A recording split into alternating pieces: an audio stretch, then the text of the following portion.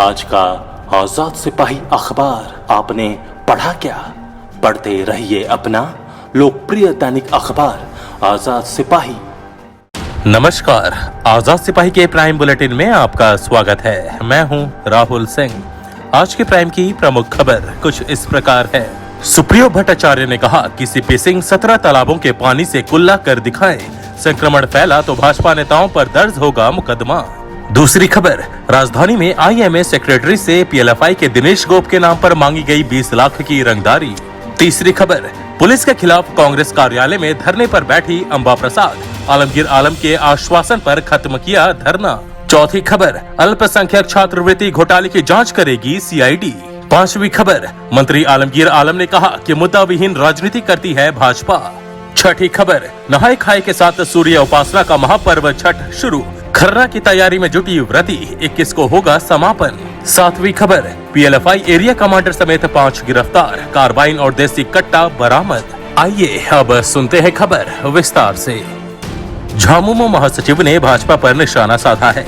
Party के महासचिव सह प्रवक्ता सुप्रियो भट्टाचार्य ने कहा कि कोरोना संक्रमण रोकने के लिए केंद्र सरकार और स्वास्थ्य विभाग ने जो गाइडलाइन जारी की थी, उसी के अनुरूप छठ पर राज्य सरकार ने गाइडलाइन जारी की थी। मुख्यमंत्री हेमंत सोरेन संवेदनशील इंसान हैं। राज्यवासियों की आकांक्षा और संवेदना को देखते हुए उन्होंने छठ की गाइडलाइन में बदलाव किया। अब यदि संक्रमण फैला तो इसके लिए भाजपा नेताओं पर साजिशन हत्या का मामला दर्ज किया जाएगा। बुधवार को झामुमो कार्यालय में वह पत्रकारों से बात कर रहे थे। उन्होंने कहा कि दिल्ली हाईकोर्ट ने भी मुख्यमंत्री हेमंत सोरेन की बातों को एंडोर्स किया और कहा कि लोगों को सामूहिक रूप से पूजा करते हुए एहतियात बरतना चाहिए, नदियों में नहीं जाना चाहिए। सुप्रियो ने कहा कि देखते हैं कि छठ पर कितने भाजपा नेता पानी में उतरते हैं। विधायक सीपी सिंह को चुनौती दी कि वह 17 तालाबों के पानी से कुल्ला कर दिखाए। उन्होंने कहा कि भाजपा की राम नाम की यात्रा निकल चुकी है और अब उनको धर्म का बोध हो रहा है। भाजपा धर्म के नाम पर राजनीति कर रही है। अब नजर डालते हैं आज की दूसरी प्रमुख खबर पर। रांची में पीएलएफआई उग्रवादियों का आतंक लगातार जारी है। शहर के टेंट कारोबारियों, दवा व्यवसायियों के बाद अब आईएमए के सेक्रेटरी से 20 लाख की रंगदारी मांगी गई है। आईएमए के सेक्रेटरी डॉक्टर शंभू प्रसाद से पीएलएफआई के नाम पर 20 लाख रुपए की रंगदारी मांगी गई है। रंगदारी की रकम नहीं देने पर 24 घंटे के अंदर डॉक्टर शंभू प्रसाद की हत्या की धमकी दी गई है। डॉक्टर शंभू प्रसाद के अनुसार उन्हें एक अज्ञात नंबर से फोन आया। फोन करने वाले ने उनसे कहा कि तुम व्हाट्सएप मैसेज नहीं देखते हो, उसे देखो। व्हाट्सएप पर तुमसे कुछ मांग की गई है, उसे जल्द पूरा करो, नहीं तो जान से मार दिए जाओगे। फोन करने वाले शख्स ने डॉक्टर शंभू प्रसाद को चेतावनी दी कि अगर 24 घंटे के अंदर 20 लाख रुपए नहीं मिले तो उनकी हत्या कर दी जाएगी। डॉक्टर शंभू प्रसाद को 7019148258 नंबर से व्हाट्सएप मैसेज आया है, जिसमें उन्हें उनसे रंगदारी की मांग की गई है। फोन करने वाले ने खुद को पीएलएफआई के सुप्रीमो दिनेश गोप का खास बताया है। रंगदारी के लिए कॉल और मैसेज आने के बाद डॉक्टर शंभू प्रसाद ने रांची के एसएसपी को मामले की जानकारी दी है। इसके अलावा कांके थाना में लिखित शिकायत भी दर्ज कराई है। पुलिस तकनीकी सेल की मदद से छानबीन में जुट गई है। अब नजर डालते हैं आज की तीसरी प्रमुख खबर पर। कांग्रेस की बड़कागांव विधायक अपनी ही सरकार के खिलाफ धरने पर बैठ गई। राज्य की सरकार में सहयोगी पार्टी कांग्रेस की विधायक अंबा प्रसाद ने पुलिस पर गंभीर आरोप लगाए हैं। अंबा ने माइनिंग का कार्य कर रही कंपनी के पक्ष में पुलिस के कार्य करने के गंभीर आरोप लगाए हैं और इसी के विरोध में बड़कागांव विधायक अंबा प्रसाद कांग्रेस कार्यालय में धरने पर बैठी। धरना दे रही अंबा प्रसाद से बात करने पहुंचे कांग्रेसी विधायक दल के नेता आलमगीर आलम से मिलने के बाद धरना खत्म कर दिया गया। अंबा प्रसाद का आरोप है कि प्रशासन के द्वारा धारा 144 लगाकर माइनिंग का काम किया जा रहा है, जो पूरी तरह से गलत है। बड़कागांव विधानसभा क्षेत्र के बरवाडीही पकरी में विस्थापितों की समस्याओं और विस्थापितों को मुआवजा की मांग को लेकर अंबा प्रसाद धरने पर बैठी थी। आज की डेट में और शुरू से ही लोग वर्षों से आंदोलन कर रहे हैं। मेरी माँ श्रीमती निर्मला देवी, मेरे पिताजी श्री योगेंद्र साहु हमेशा आंदोलन करते आए हैं। लोग अभी सड़क पे कुछ दिन पहले भी आए थे और फिर उनका ये हमारा चुनावी का वादा भी था कि हम इस इशू को रिजॉल्व करेंगे विधायक बनने के बाद। मुख्यमंत्री, हमारे माननीय मुख्यमंत्री भी आश्वासन दिए कि इसको हम लोग रिजॉल्व करेंगे। हाई लेवल कमेटी बनाई गई, रिपोर्ट भी गया हाई लेवल कमेटी के द्वारा भेजा गया कि 2013 लागू होना है।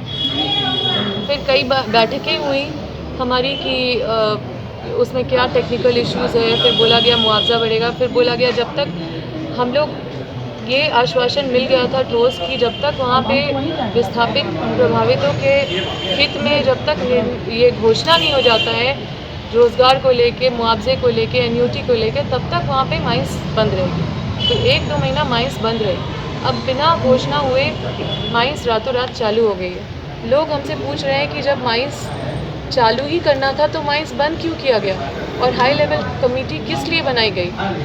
तो ये सब जवाब मेरे पास नहीं है। तो मैं अपने कांग्रेस पार्टी की तरफ से मैं माननीय मुख्यमंत्री को इस मामले पे, जो हमारे क्षेत्र में 4 से 5 हज़ार फोर्स भर दिए गए हैं, 144 लागू कर दिया गया है। 2-3 महीने तक हमको क्षेत्र में 2-3 महीने से घुसने नहीं दिया जा रहा है। वहाँ पे मतलब फोर्स का इस्तेमाल करके कंपनी काम करी ऐसे जैसे कि वहाँ पे क्रिमिनल रहते हैं। जनता का भावना के साथ ये बहुत खिलवाड़ है। अब नजर डालते हैं आज की चौथी प्रमुख खबर पर। धनबाद में हुए 10 करोड़ के अल्पसंख्यक छात्रों के छात्रवृत्ति घोटाले की जांच सीआईडी करेगी। सीआईडी के एडीजी अनिल पाल्टा ने इसकी पुष्टि की है। ऐसे में संभावना जताई जा रही है कि सीआईडी जल्द ही पूरे मामले को टेक ओवर कर इसकी जांच शुरू कर देगी। सीआईडी इस मामले से जुड़े विभिन्न पहलुओं की जानकारी जुटाने में लग गई है। बता दें कि धनबाद में 10 करोड़ रुपए का अल्पसंख्यक छात्रवृत्ति घोटाला हुआ है। घोटाले में कल्याण विभाग के अधिकारी, कर्मचारी, स्कूल संचालक और अंतर्राज्यीय गिरोह शामिल है। गिरोह के सरगना चतरा जिले के हैं। कुछ सदस्यों ने धनबाद को भी अपना अस्थायी ठिकाना बना रखा है। एजेंटों के माध्यम से स्कूलों से संपर्क कर घोटाले को अंजाम दिया गया। इसमें कुछ स्थानीय दलाल भी शामिल हैं। छात्रवृत्ति घोटाले में कल्याण विभाग के एक क्लर्क, एक कंप्यूटर ऑपरेटर समेत 9 अन्य लोगों पर नामजद प्राथमिकी दर्ज कराई गई है। साथ ही जिले के 96 स्कूलों के प्राचार्य, संचालकों पर भी प्राथमिकी दर्ज की गई है। अब नजर डालते हैं आज की 5वीं प्रमुख खबर पर। छठ की गाइडलाइन को लेकर कांग्रेस विधायी दल के नेता सह मंत्री आलमगीर आलम ने कहा कि भाजपा मुद्दा विहीन हो गई है। उन्होंने कहा कि भाजपा सिर्फ धार्मिक मौके पर ही राजनीति करती है। ऐसी राजनीति से माहौल खराब होता है, अच्छा कुछ भी नहीं होता। इसे जनता देख और समझ रही है। मंत्री आलमगीर आलम ने कहा कि गठबंधन की सरकार संवेदनशील सरकार है और यहाँ के लोगों की मान्यता और आस्था की कद्र करती है।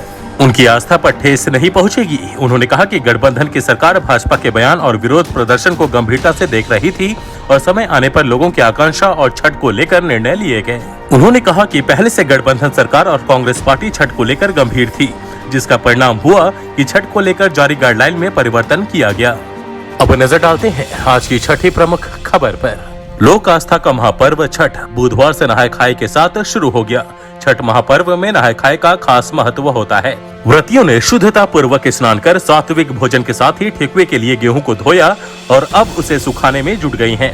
नहाय खाए के दिन विशेष तौर पर लौकी की सब्जी बनती है। इसके पीछे ये मान्यता है कि लौकी काफी पवित्र होती है और लौकी में पर्याप्त मात्रा में जल होता है। इसमें लगभग 96% पानी होता है, जो व्रती को होने वाली पानी की कमी को दूर करता है। नहाय खाए के बाद दूसरे दिन शुक्रवार को खरना के साथ 36 घंटे का उपवास शुरू होगा। खरना के दिन शाम को व्रती सात्विक आहार जैसे गुड़ की खीर का सेवन करेंगी। इसके बाद 36 घंटे का निर्जला उपवास शुरू होगा। तीसरे दिन छठ व्रती डूबते सूर्य को अर्घ्य देती हैं और फिर चौथे दिन उगते सूर्य को अर्घ्य देने के साथ इस पर्व का समापन होता है। इस बार 19 नवंबर को खरना है, जिसके बाद 20 नवंबर को डूबते सूर्य को अर्घ्य और 21 नवंबर को उगते सूर्य को अर्घ्य दिया जाएगा। अब नजर डालते हैं आज की 7वीं प्रमुख खबर पर। रांची पुलिस ने पीएलएफआई के 5 नक्सलियों को गिरफ्तार किया है। इनमें पीएलएफआई का एरिया कमांडर तुलसी पाहन भी शामिल है। इनके पास से एक कार्बाइन, देसी कट्टा, 25 जिंदा कारतूस और 5 मोबाइल फोन बरामद किया गया है।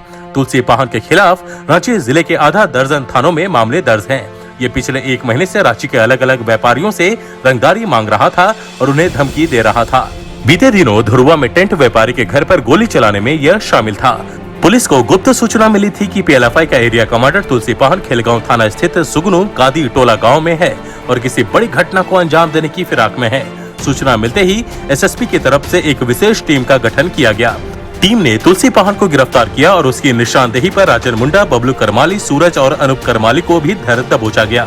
इन सभी के खिलाफ रांची के विभिन्न थानों में मामले दर्ज हैं। इसके अलावा राकेश कुमार दास और प्रदीप गाड़ी को भी गिरफ्तार किया गया है। आज के आजाद सिपाही के प्राइम बुलेटिन में बस इतना ही। देश विदेश की तमाम बड़ी खबरों के लिए आप पढ़ते रहिए अपना लोकप्रिय दैनिक अखबार आजाद सिपाही। और हाँ, आप हमारे इस YouTube चैनल को जरूर सब्सक्राइब करें। धन्यवाद।